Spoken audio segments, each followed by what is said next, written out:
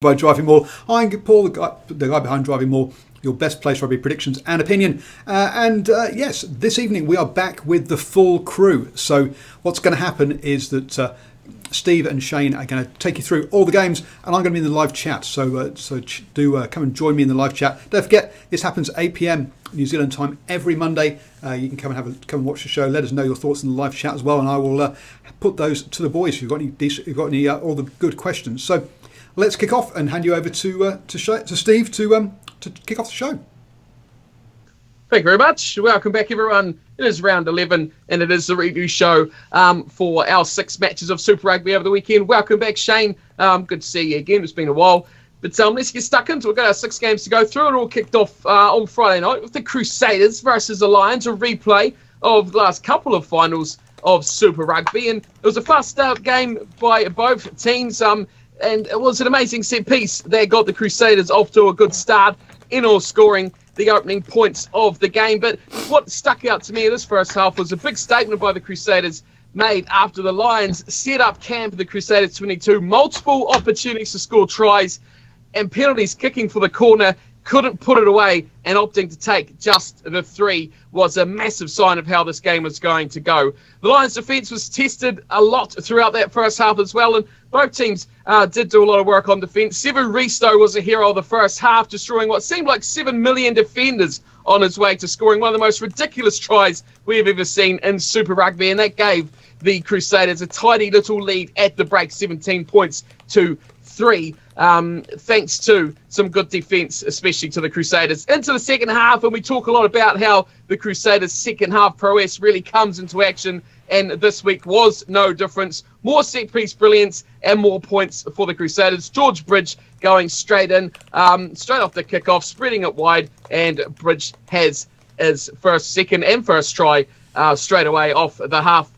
Into the match was an opportunity for the Lions. Richie Mo'unga with a big long pass intercepted from Rowan Combrink, who rockets away to give a little bit of something back for the Lions, but there wasn't much going their way. Sevu Risto turned off the power and he flicked on the finesse button, putting a little grubber kick through, lightning pace, scoring for the Crusaders to seal the deal that was pretty much signed, sealed and delivered at halftime. The Crusaders doing it easy, 36-10 over the Lions. And it seems not much has changed over the last couple of years, Shane. The Crusaders still got the wood over the Lions. Yep, and, well, the Lions might have to be Neo and to kick 1,000 Smiths to win a game against the Crusaders, if I could use a Matrix term there. It really is... They've not just got the wood on them. This Crusaders side knows how to win regardless of the opposition, and they know how to win very, very well. Now, the first thing is the defence. On their own line, you need to be a bit more expansive when you do these things against the Crusaders and not just try pick and go. The Crusaders know when to look after their mate next to them. It's pretty... And when they go on attack, and they score points very quickly. And I think the thing that the Lions can take out of this game is that sometimes when you play the best and you want to be the best, and the Lions have been up there for the last few years, you've just got to bring more than 100%. You've got to bring 10 or 20% extra if that's possible. So, and that's what the Crusaders bring every week. So, it was a very comfortable win by the Crusaders. They were never really troubled. Yep, and statements were made, weren't they, throughout that game, the Crusaders showing yet again, like we've seen pretty much all season, that they are definitely the benchmark for this year's competition, putting the Lions aside, who are in a bit of a dire situation themselves of how their conference is going over in South Africa. So they've got to pick up some points back on the rest of their competition. Moving on, though, to the second game of the weekend, the Sunwolves versus the Highlanders. And I don't know, we should do a little roll call around the room for this one as to who put a cheeky little Sunwolves by 1 or 2 points picks on this one, because there was a few of them out there. I certainly know about that. But this was all one-way traffic. And it was an expertly directed performance by one Aaron Smith in the number 9 jumper. He kicked it off too, and it was a 1-2 combination with Tom Franklin that got the first try inside just 4 minutes of the game. It wasn't soon after that, and Tyrell Lomax was crashing over out wide to double the lead. Then to be the lead, not one to be left out of the action, and with half the field, 5 metres to the try line and no defender within sight, he calmly obliged to put that try in for the Highlanders as well. More points were coming the way, and it was Josh Ioane who decided it was time to not score in 3s and 2s, and he'll put himself over the 5. And he had a good little scything run that's just chopped straight through the Sunwolves defence, and he grabbed his own 5-pointer, a rare one for the Highlanders, number 10. Getting bored of the open place tries, the Highlanders opted to try something a little bit set piece, and the DrivingMaul come about with more success. Liam Coltman, the one to pop over, and a huge lead to the Highlanders, 33-0 at half-time. Many people, like Paul was saying, had already switched off at this point, but I stayed true to my mighty Highlanders as we kicked into the second half, and the Sunwolves looked much better after the break, has to be said, but the Highlanders defence was tested, and like we talked about earlier in the first match, it held very, very well, and eventually they turned it around, sucking that defence up and then throwing it straight back at the Sunwolves. Speed Lee on the end of a great kick and chase to dot down the corner, and the scoreboard kept ticking over. Ash Dixon went through a hole big enough for a bus, and he perfectly found support in Thompson, and there we go, another try for the Highlanders. Finished out from Seo Tompkinson, who hardly even got mentioned throughout the game, starting on the wing. He got a little bit of a chance with a pinpoint kick from Bryn Gatlin across, and there we go, 50 up for the Highlanders, and they seen that out nicely and kept the donut on the menu for the Sunwolves with some good defence through the end, where the Sunwolves got really desperate, but they still couldn't put points on the board, although some may agree that their last try they probably should have just given them in for, compassionate sake. But no, not the Highlanders, 52-0 Shane, a demolition job in Prince Shishibu Stadium. Well, I know Homer would have liked that donut. I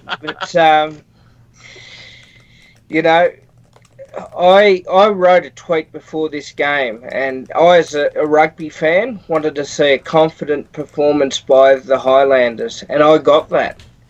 And the pride of Southern New Zealand rugby came to play, and they put 52 points on, and they played some great rugby. Great to see Aaron Smith on fire.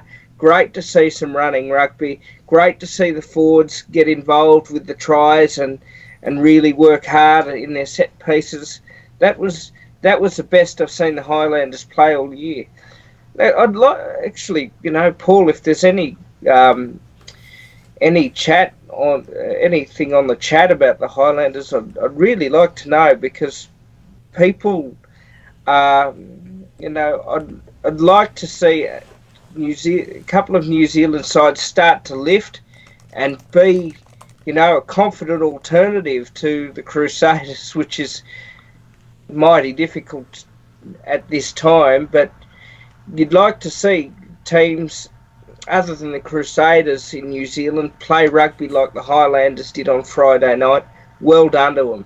Southern pride, mate. They put 52 on and they deserved it. And their defence was outstanding to keep the Sunwolves to 0 as well. Well, in the chat, most folks, a bit like myself, who realised when it was going to be a cricket score, they gave up and decided there were other things to do with their life than watching one-way traffic. That's a bit harsh.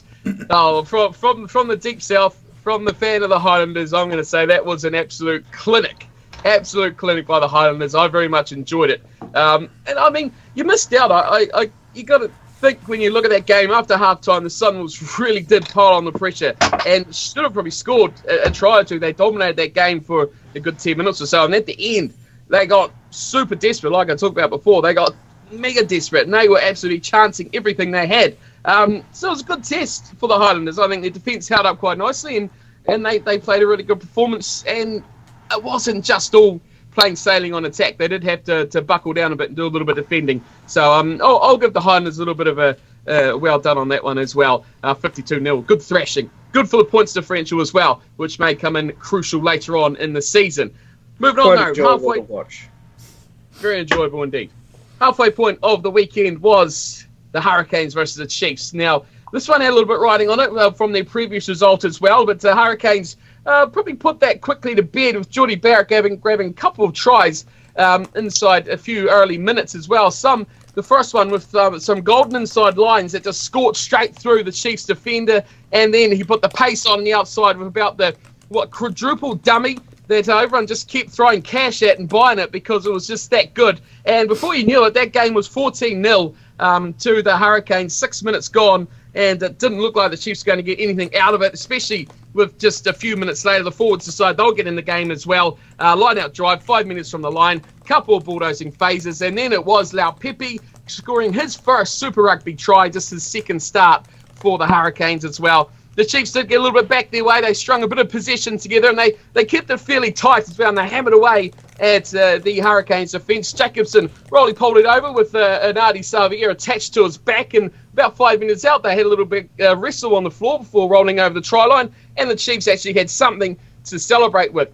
Moekiole was tired of the forwards playing around by themselves, and after a good line-out, Moe decided to take matters into his own hands, and he jumped into a ruck and jumped over the top of it and scored one for the Chiefs and one for the backs as well, after the forwards have been taking most things into their own hands. Perinara restored points back for the Hurricanes as he rumbled over in a pile of bodies after some more wide-out pressure, and the Canes pushed the lead back out on the stroke of half-time. 28-12, they led at the break, and it was a game teetering, but the Chiefs needed to get back into it early in the second half, and that's what they did. Early, straight off the kickoff, a bit of style in their play, the lucky bounce of the egg-shaped rugby ball falling for the Chiefs, who grabbed some quick balls, and then with his best Brodie Retallick dummy with the 2-on-1 overlap, it was Lachlan Boucher who created another try for the Chiefs. Wes Hooser knows one speed, and that is lightning fast, and he showed it on the 50-minute mark. Just gas, pure gas, not much else to say about this try. Bunts it off the scrum, just scorched it, and in the corner goes Wes Hooser, and he's one that's a lot of talk out going at the moment about what he can do in the future as well. 5 minutes on from there, and it was more Hurricanes' joy. And there's just one name I'm going to say about this one, Adi Savia. You can cap it off just at that. Turning the ball over in its own 22, giving it over to TJ, who burns away down the left-hand touchline. Gives it to Geordie Barrett, who does a little bit of a scamper before he finds Adi Savia back again, who just bulldozes over a couple of Chiefs defenders, and that pretty much was that, 40 points to 19. The Canes sat back. They had to make the Chiefs work for everything. They couldn't do it, and then it was in the end a second touch on debut for Rayasi, and he skinned it into the corner for more points to the Hurricanes, 47-19. Thanks for coming, Chiefs. They were absolutely smoked by the Hurricanes one day. Yeah, and it looked like the Hurricanes were playing like the old school Chiefs, and the Chiefs were playing like the old school Hurricanes. It was well, the first thing you do is you say well done to the Hurricanes. They've come out for all 5 points, so they've taken another useful scalp. They're right up there in the table. And the poor old Chiefs, where are they at? They had a few bad weeks to start with, then they had a few good weeks in the middle. Now they've had a couple of poor weeks again. It's really this inconsistent rubbish that we're seeing from the Chiefs, and it's not good to watch. These derbies are supposed to be the premium standard, and I've got to tell you, mate, the Hurricanes were on fire. 14-0 up virtually did it for me. They're, with only 6-7 minutes on the clock. You knew the Chiefs were in for a very long night. Yeah, I mean, we've been quite a few of us have talked about the Hurricanes having a sort of small tight five, but let's be honest, they've only lost 2 games this season. That's to the Crusaders. That's the only team they've lost to, which that's pretty impressive form. And the draw, of course, didn't they draw? They got the draw against the Chiefs. They drew 23 all with the Chiefs up in Hamilton, but I said they've only lost to the Crusaders so far. Oh, well, I think that's the way you look at the table, don't you? And you see the Crusaders on 39 points, the Hurricanes on 32, and the rest are a distant 9 points behind the Highlanders on 23. Goes to show there's quite a bit of a difference between the top 2 sides in the New Zealand Conference, which normally is probably the closest. Not the case this year, though, especially when we look down at that dreadful South African Conference, which I'm not even going to talk about until we have to. So that is our halfway point of the series of the weekend, though. And I'm sure, Paul, while you're about the halftime team talk, what have you got for us this week? So yes, the halftime team talk, everybody. Hi, thank you for joining us, especially in the live chat. There's a link down below to patreon.com/DrivingMaul, and that's how you become a supporter of the channel and help us bring you all this content for free, and also gain exclusive access to opinion pieces, Driving Maul versus the bookie, and also behind the curtains. And also, I'm going to try and get a couple of interviews in there as well. So keep an eye out for that as I have a chat with some of the Mitre 10 Cup provinces about getting some interviews. That sounds rather exciting. It's almost time for that, isn't it? Mitre 10 Cup not too far away, but we've still got Super Rugby to deal with, and it is over the ditch we go to the Waratahs versus the Sharks, and the shiny new stadium as well. But the celebrations weren't very long lasting there for the Waratahs. It took them near a quarter of an hour for either side to get anything over the line, and it was kind of against the grain, I thought, that the Sharks benefited from a couple of penalties against the Waratahs. It allowed them to piggyback their way up the field, and Dan Dupree to crash over right under the sticks, and that was pretty much the highlights of it for the Sharks in the first half. The Waratahs did strike back later on in the first half. It was Curtis Rona who burst down the short side of a scorching run in support of Jake Gordon on the overlap, allowed him to finish in the corner. But a half made up of a lot of penalties, a lot of missed chances, and a lot of disappointment ultimately as the two sides head to the sheds at 10-all at the break. The second half, though, the excitement kicked off, and that counter finally got going. The yellow cards and the red cards were being tossed about. Thomas Tutui getting a yellow for pulling his shirt, everyone, for pulling his shirt. That's right. And Holloway getting one for elbowing him in the face for pulling his shirt. So that's a red for the Waratahs and a yellow for the Sharks. And then that was just before the 50-minute mark, and the match you thought might get a little bit interesting. And it did, but not in the way I was thinking of it. Another yellow card. Dempsey this time getting dished out one for a tip tackle, and it was a 13-man Waratahs that were taking the field. It's almost like we're going to start calling tackle and rolling the ball under their feet. It was getting that bad. The ball did finally break down, though, the advantage to the Sharks. Esterhazen carries half the Waratahs team over the line, and the numbers finally did tell, and the Sharks took the lead. The Sharks' defence was tested, though, as the Waratahs lifted throughout the final stanza, but they held pretty well with the man advantage. And it wasn't until the very end where Foley did get the chance to have a bonus point for the Waratahs. He got the try, and that was it. The shot at goal to put them within 7. I think this is the biggest telling point of this whole match. Bernard Foley, the Iceman, so they call him, absolutely melting for not the first time this season. Big charge down pressure, and he absolutely flopped it, rushed it, killed it. It's a terrible kick from a man you'd expect to nail a lot of pretty easy ones like that, and it was an 8-point deficit in the end. The Sharks 23, the Waratahs 15. Trouble more so for the Wallabies, you think, World Cup year, especially with form like that from Foley. Look, I think the entire Waratahs performance was disgusting.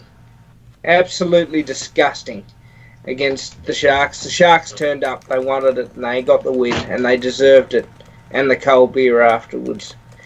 And tonic water with me if they wanted to join me for that as well. It was just, I cannot understand the ill discipline that this side just keeps dishing out, because what they do the same thing when they're wearing a yellow jumper or it wouldn't matter if they were wearing the blue or the yellow jumper, mate. It was really, really disappointing to watch. The only thing they would have got out of it is that it went to the 85th minute before that try got scored, so they'll at least be fit for next week. Other than that, you can't elbow a bloke in the face, and you can't tip tackle. That's two dangerous things in rugby. And I know Paul has made mention of it about these things, and rightfully so, because they are cardable offences, and I've got to say, Jed Holloway deserved the red card. Mate, Australian rugby really has gone backwards in its standards and the way it's played rugby. And Paul's...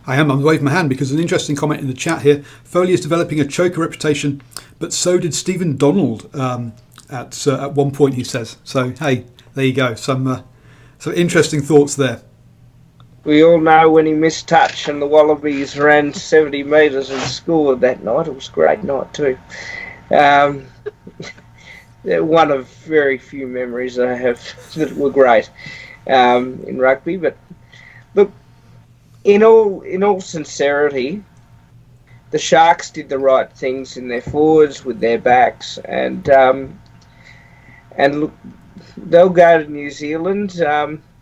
Hopefully they can maybe, play some good rugby over there for the rest of their tour, and good luck to them. The Tars have got to regroup and rebound and very quickly.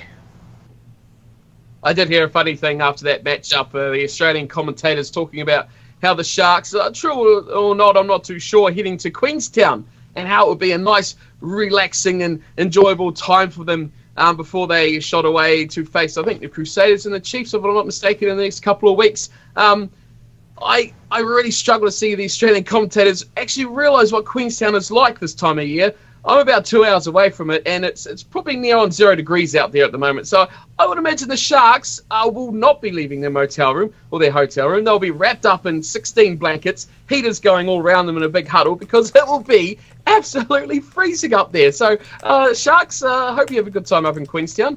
Have some fun skiing. Probably won't be too far away from that. We'll move on, though, to our next South African involved team. The Stormers up against the Bulls, and I think this is the one. I mean, if the Sharks upset didn't catch you out, I think this one probably did. The Stormers and the Bulls, and it was the Bulls that were hot out of the blocks, and both sides really were hot out of the blocks as well, but neither side really turned that early expansive advantage that they got into any points. A lot of errors, a lot of good defence and big tackles that were destroying the expansive play that both sides were bringing to the game. The Stormers did finally finish something on attack, and it was eventually Sergio Peterson who stepped into the right edge to open up the scoring for the home team. The Stormers, though, after that, they lit the stadium up. Willemse with the step of the month, followed by the twinkle toes of Sinatla, who actually marked X under the sticks with the Bulls, which I thought was very fitting to mark his try. He looked good, and the work of Willemse at fullback, I thought, was quite good by sides that were really looking to up the tempo on attack. The Bulls did manage to drag something back through the latter stages of the half through the boot of Pollard, who did cop a bit of stick for putting his kicks forward a number of metres, especially the last one before half-time. But into the half-time break, they went 14 points to 9, the Stormers with a 5-point lead. The Bulls did get themselves finally over the line into the second half and into the lead with some quick ball to charging players, the forwards getting into the real heavy stuff, and managed to finish a chance up against the post of Van Zel, not over the line, but up against the stick, still counts, and the leads were changing again as the boot of Stander brought the Stormers back into the lead. And then the spark of the South African season this year, Dylan Lades, just been amazing on the counter-attack, split the defence in half, offloads to Young Keys, who was dragged just a metre short of the line, and the lead was changed with just 8 minutes to play. Lead was cut to 8 with 20 minutes to play, getting my numbers around the wrong way, and it was game on in the dying stages of the matchup. The game continued like it had all day, chances, breaks, and crashes all over the place, but it wasn't until after the 80 minutes that the Bulls finally managed to strike their way over Lebock, who was deadly off the bench. Finally did finish a chance he got, but it was too little too late, and a 1-point difference at the end of the day, 24-23. The Stormers taking it by a whisker in one of the most open and expansive South African derbies I've seen for quite some time. Well, it may have been the point they needed to prove, the Stormers. They got the win, and considering it was 40-3 last time to the Bulls, that's a big improvement on the second derby. So they'll be happy with that. They've got a couple of wins in the last few weeks, and they're up there. They're having a go.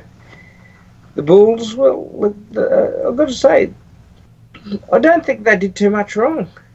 I think they really tried. I think that, and in the end they got a bonus point out of it. So, and that might come to be quite a valuable bonus point towards the end of the season. So, good to see a good, solid derby in South Africa, and hope there's more in the next few weeks, certainly.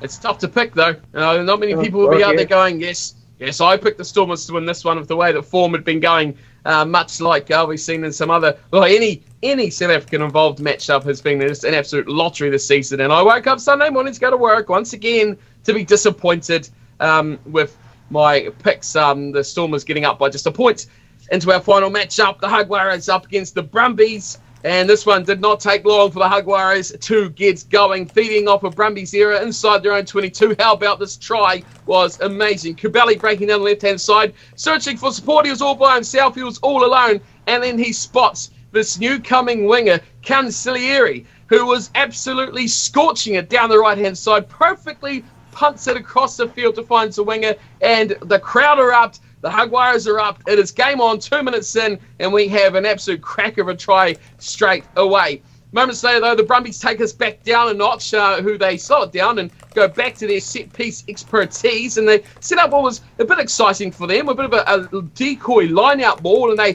flicked it around the short side to Folau Fainga, who smashed his way over a couple of defenders to open the account for the Brumbies. They decided they already cashed it on the line-out, so they turned their attention to the scrum and let the backs have a little bit of play. Tom Banks out in the back line, scorching through the middle of a couple of defenders, and the Brumbies had hit the lead. But the mistakes kept coming. Some sloppy Brumbies defence that the Jaguares straight back into the game. Orlando falling 3-4 times, never really howled. Big question marks on this, whether this was actually a try legally or not. But the referee decided to give it after looking at it 600 million times like they always do, and deciding that he was never held enough. And the try was awarded back to the Jaguares. And that sparked them back into play as well. And they really got going into the game in the latter part of the half. And it was that man we spoke about at the start, Cancellieri again, who put the Jaguares within a lead to 5. And that was never to be forgotten as well. Creevy, the man who has all the skills, he still got it. And he took the Jaguares into the lead at halftime, 17 points to 15. It was a slender one. It was a close one. But that was about all the excitement we had in this matchup. The 5 tries in the first half was all the excitement. There was nothing in the second half. The only scoring play was a 60th minute penalty to Miotti for the Jaguares, and a bit of the typical argy-bargy from the Jaguares, a yellow card to Bakara Crema. But apart from that, that was about all, and it was just seeing out the game, determination from the home team, and they had out a close win, 20 points to 15, the Jaguares doing at home. But the Brumbies did push them probably more than many people would have thought, Shane. Yeah, the Brumbies will... If I was the Brumbies coach, Dan McKellar, I'd actually take the bonus point that they got from Argentina and the win that they got the week before and say, look, we can tour better than most Australian sides. And that is true. The Brumbies do tour South Africa and Argentina a lot better than the other sides do. They did push them, and that's typical of them, because they're a gritty side. They aren't afraid to defend when they had to, and they did a lot of that. And they're not afraid to go on the attack when they need to either. The Argentinian sides today have improved out of sight, and going there, whether you're a New Zealand, Australian or South African side, is not an easy place to win, or let alone take a bonus point out of. Their defence was outstanding. That's what won them the game. The defence, their midfield defence was outstanding, and it stopped the Brumbies from scoring the points and taking a win out there. So, you know, it was a solid game of rugby. Not a brilliant game of rugby, but, you know, you could say it was a solid game, and well done to the Jaguares. They've come up with another win at home. Home wins are a big thing in Super Rugby. The more you win, the better chance you have of getting up your conference and up the table. So, but the Brumbies, I believe, they'll take that. They'll take that into their next 6 games. They've only got one more game against New Zealand opposition, and there's virtually derbies after that. So, and the game against the Bulls. So, we'll just wait and see what happens. But I think the Brumbies are going to surprise a few people at the end of this season. Interesting. In terms of the Australian Conference. Indeed. Speaking of conferences, take a look at the South African one if you haven't done already, the post of this weekend's action. The Sharks sit at top of it now, but they've got a 2-point lead over the Bulls, they're on 26, Bulls on 24. But then the Jaguares, the Stormers, are on 23, and the Lions at the bottom are on 22.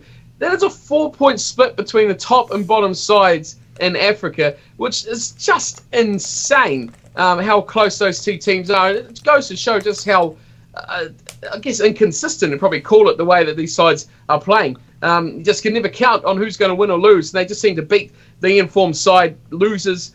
It just never really seems to make sense, and that fully tells on the table where no one has really actually made themselves into a position to dominate that leaderboard at all. There's one thing from that match I did want to point out: the goal kicking, really poor from two teams who generally are decent enough goal kicking sides, but really poor. A lot of points left out there on the field. And Sean Maloney, what's going on with Sean Maloney? I don't know if you watched that game, but his commentary, I don't know if he's got some sort of virus or something going on there, but it was one of the worst commentator matches. And I'm a fan of Maloney, what he normally does do. He's quite a good commentator, but he had a shocker in that game, which kind of killed the mood a little bit when you see something amazing happen and he's stumbling and coughing and spluttering over his words. But nevertheless, I'll take a point over Maloney every time I can. But that is it for round 11. Our 6 matches done and dusted. Well, you're talking about the table. I mean, the other amazing thing is we have 4 South African sides in the playoff positions at the moment. So 3 wildcards going to South Africa.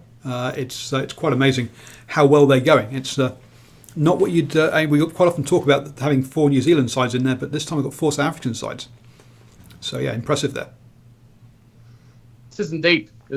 And that was all I had. There was a final of my statements. So absolutely brilliant. I'm going to swing it straight back to you. Thank you, everyone. If you want to see more of Steve, you can catch him over at... Come on, what's your channel? Cornflake is all you need to know. Cornflake's Crib. Find me there. There you go. Search for Cornflakes and you can have a chat with him over there. Not the cereal. Not the cereal, no. Who knows why he came up with that name.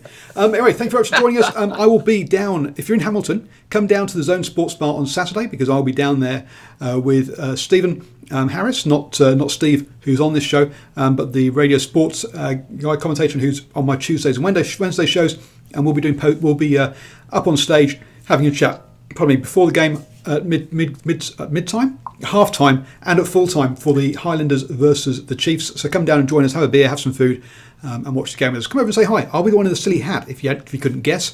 Also, I'll be doing post-match reactions on YouTube for the Crusaders versus the Sharks, and also the Jaguares versus the Stormers this weekend. So check those out as well. You can subscribe to the channel up there. Down there is how you become a supporter of the channel through Patreon, and over there are 2 videos that the artificial intelligence here at YouTube says you're going to enjoy. So check those out.